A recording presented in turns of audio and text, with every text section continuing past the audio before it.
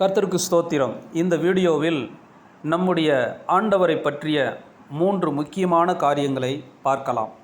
சங்கீதம் 147 5ஆம் வசனத்தில் நம்முடைய ஆண்டவர் பெரியவரும் மகா பலமுள்ளவருமாய் இருக்கிறார், அவருடைய அறிவு அளவில்லாதது என்று பார்க்கிறோம்.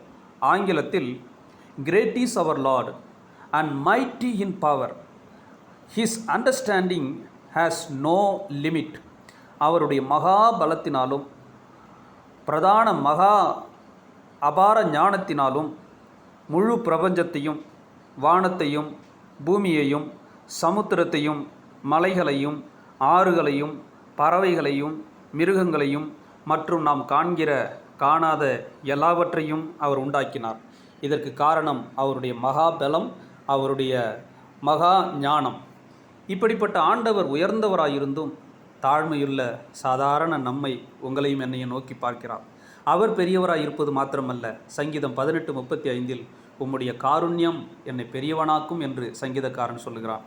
சங்கீதம் 113:7-8 வசனங்களில் கர்த்தர் சிறியவனை புழுதிலிருந்து தூக்கி விடுகிறார், எளியவனை குப்பையிலிருந்து உயர்த்துகிறார், அவனை பிரபுக்களோடும் தமது ஜனத்தின் அதிபதிகளோடும் உட்கார பண்ணுகிறார் என்று பார்க்கிறோம்.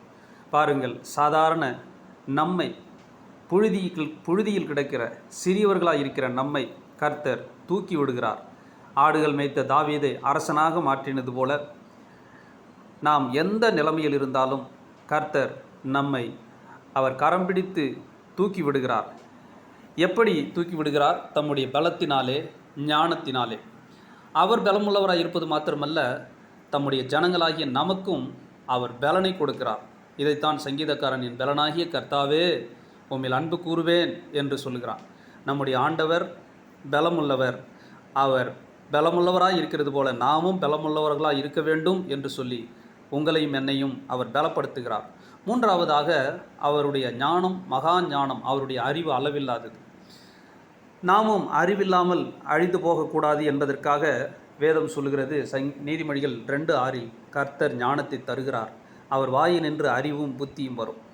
ஞானமில்லாத நம்மை பார்த்து ஆண்டவர் சொல்லுகிறார், உங்களில் ஒருவன் ஞானத்தில் குறைவுள்ளவனாய் இருந்தால் யாவருக்கும் சம்பூரணமாய் கொடுக்கிறவரும் ஒருவரையும் கடிந்து கொள்ளாதவருமாகிய தேவனிடத்தில் கேட்க கடவன், அப்பொழுது அவனுக்கு கொடுக்கப்படும்.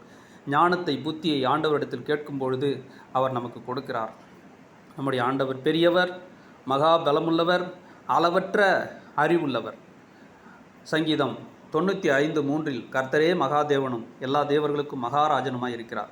இப்படிப்பட்ட மகாதேவனை, பெரிய தேவனை தெய்வமாக கொண்ட நீங்களும் நானும் பாக்கியம் உள்ளவர்கள். இதை நாம் விசுவாசித்து